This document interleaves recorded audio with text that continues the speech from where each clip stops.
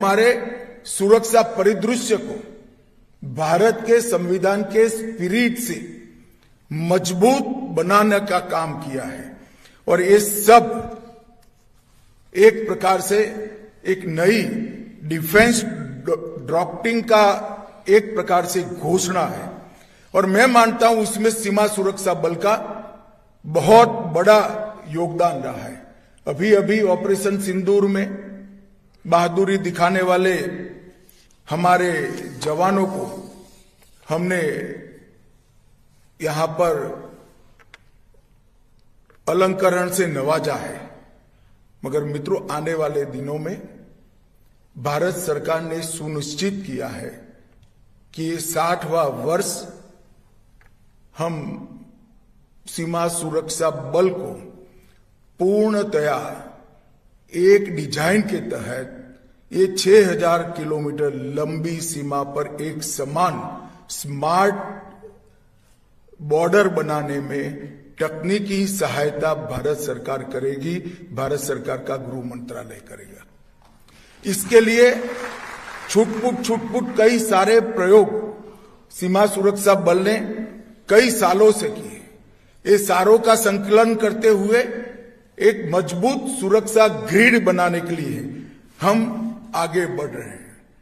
आने वाले एक साल के अंदर ही स्मार्ट बॉर्डर कंसेप्ट के साथ सीमा सुरक्षा बल की सुरक्षा में सभी प्रकार की तकनीक को लैस कर एक अभेद बॉर्डर की हम सुरक्षा की ग्रिड बनाने का काम आगे बढ़ रहा है और बहुत कम समय में गृह मंत्रालय ड्रोन, रडार, आधुनिक कैमराज और बाकी सारी तकनीक के साथ एक स्मार्ट बॉर्डर के प्रोजेक्ट को लेकर देश के सामने आएगा और मैं मानता हूं ये लॉन्च होने के बाद सीमा सुरक्षा बल का काम काफी सरल भी होगा और मजबूत भी होगा, क्योंकि जब तकनीक आगे बढ़ रही हो तब हमने भी सुरक्षा में तकनीक का उपयोग करना पड़ेगा।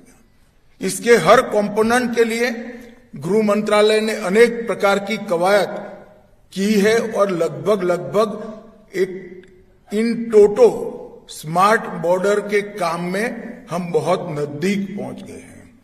मैं सीमा सुरक्षा बल के जवानों को भरोसा दिलाना चाहता हूं कि ये 60वें साल में ही हम स्मार्ट बॉर्डर प्रोजेक्ट को लॉन्च कर बांग्लादेश और पाकिस्तान की पूरी सीमा को हम अभेद करेंगे और इससे आपके काम में आपको बहुत बड़ी तकनीकी सहायता उपलब्ध हो जाएगी।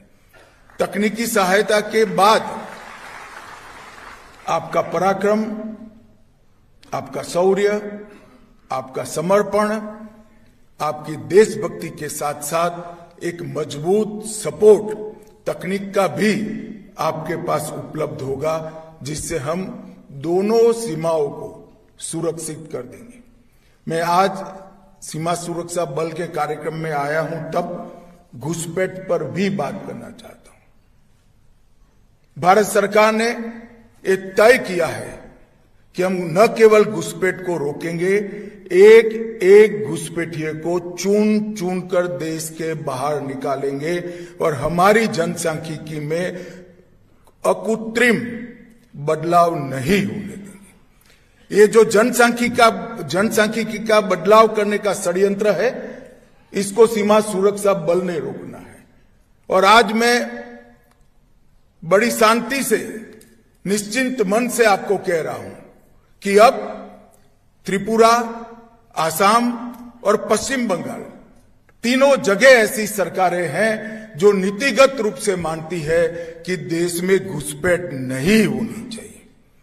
अब सीमा सुरक्षा बल की जिम्मेदारी है कि हम न केवल सीमाओं की सुरक्षा करें, गांव के पटवारी के साथ हमारा संवाद होना चाहिए, गांव के थाने के साथ हमारा संवाद होना चाहिए, डिस्ट्रिक्ट के कलेक्टर के साथ, डीडीओ के साथ, डिस्ट्रिक्ट एसपी के साथ हमारा संवाद होना चाहिए।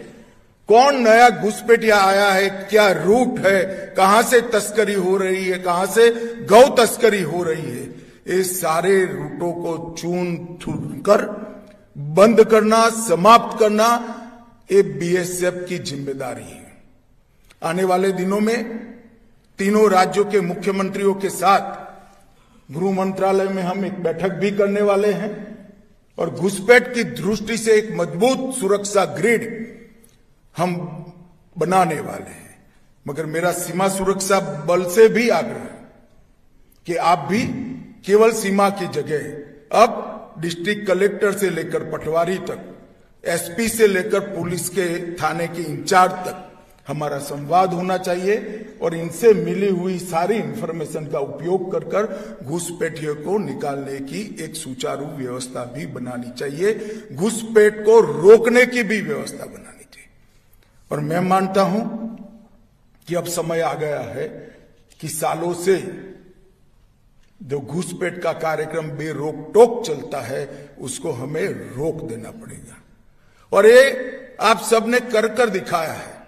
मैं कई सारे रिटायर्ड पुलिस अफसरों ने मुझे कहा था कि नक्सल मुक्त अभियान हाथ में मत लीजिए, हो नहीं सकता, इनसे संवाद कीजिए। मुझे भी कहा था, माननीय प्रधानमंत्री जी को भी कहा था, मगर भारत सरकार अड़ग रही।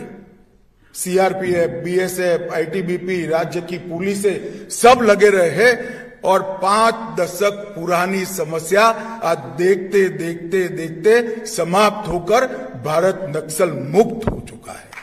और ये हमारे जवानों ने कर दिखाया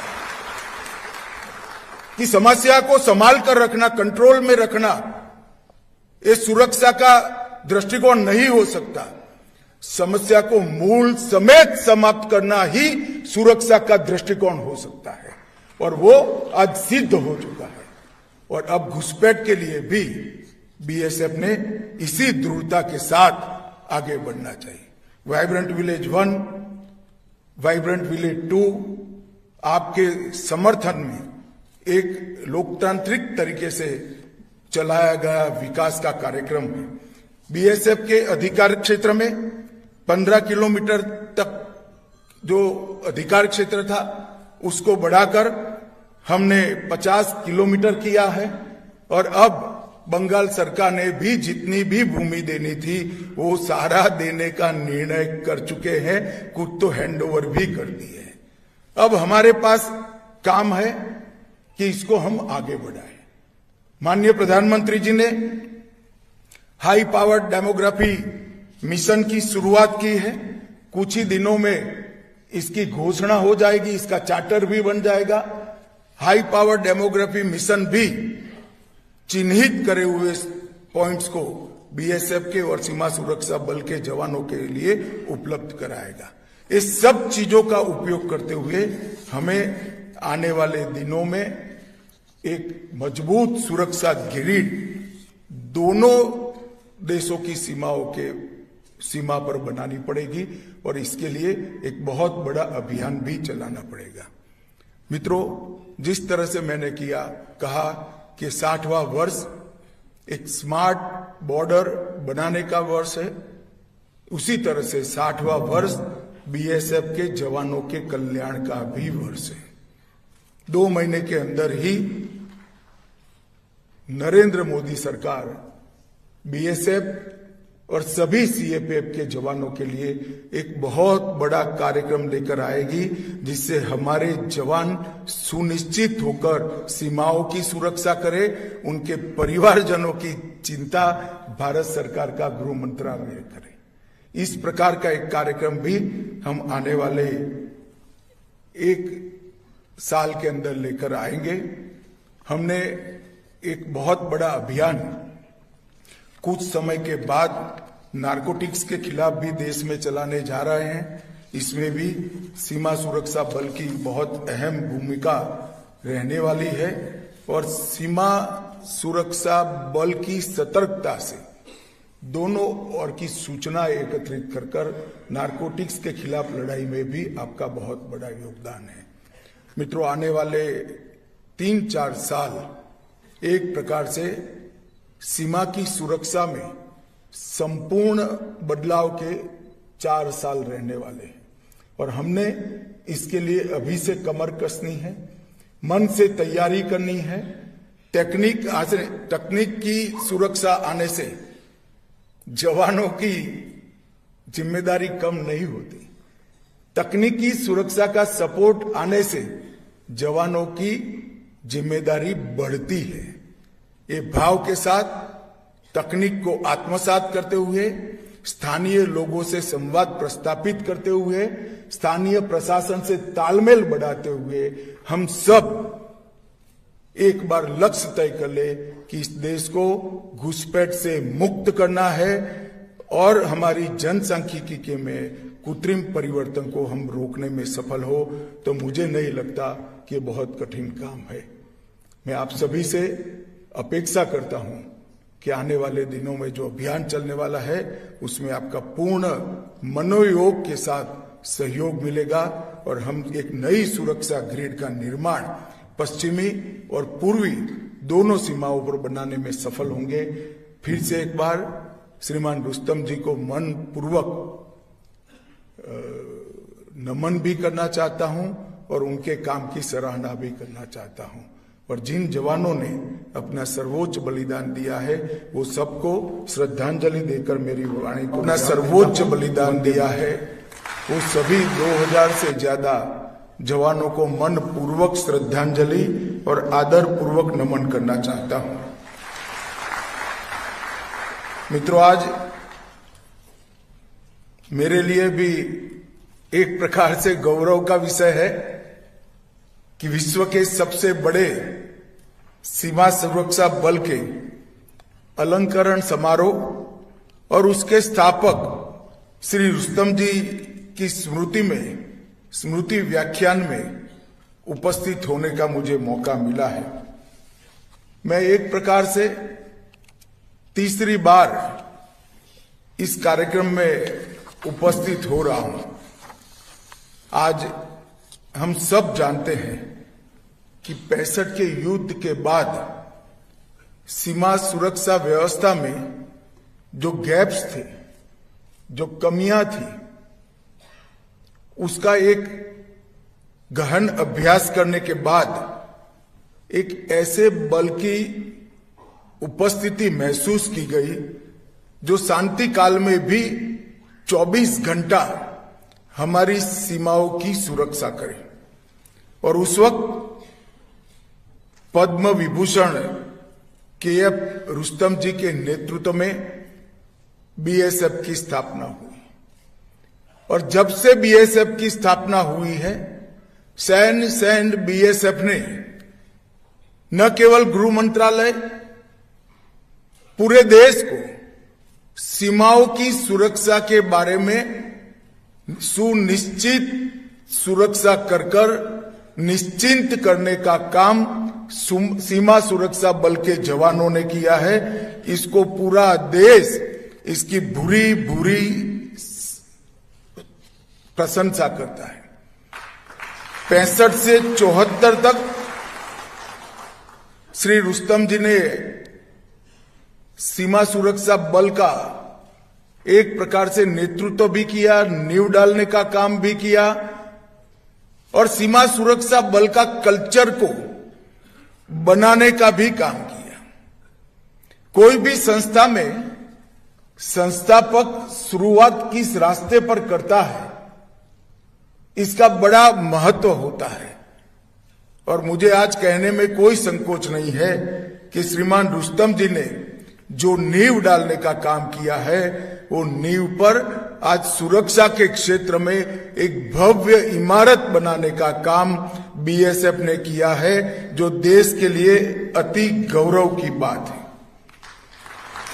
आज यहां पर वीरता पदक, सराहनीय सेवा पदक और अभियानों में उत्कृष्ट प्रदर्शन के लिए गृह मंत्री पदक भी हमारे जवानों को दिया गया है। ये कोई सीमा सुरक्षा बल के लिए नई बात नहीं है। मैं आगे बताऊंगा, ढेर सारे पदक आपने आपके शौर्य और पराक्रम से अर्जित किए हैं और बल की शान हमेशा बढ़ाई है। मगर सबसे पहले मैं अभी बीएसएफ की महिला टीम द्वारा माउंट एवरेस्ट पर फतेह करने की एक ऐतिहासिक उपलब्धि प्राप्त की है। इसलिए उस टीम के सभी सदस्यों को और सभी सीमा सुरक्षा बल के जवानों को बहुत बहुत बधाई देना चाहता हूं। अभी हमने दृश्य देखा, एवरेस्ट की चोटी पर जब वंदे मातरम गाया जाता है तो यहां दिल्ली के हॉल में बैठकर भी हमारे मन के अंदर बहुत आनंद और संतोष की अनुभूति होती है। मैं उन महिला जवानों को, उनके अनुभव को यहां बैठकर महसूस करता था कि कितना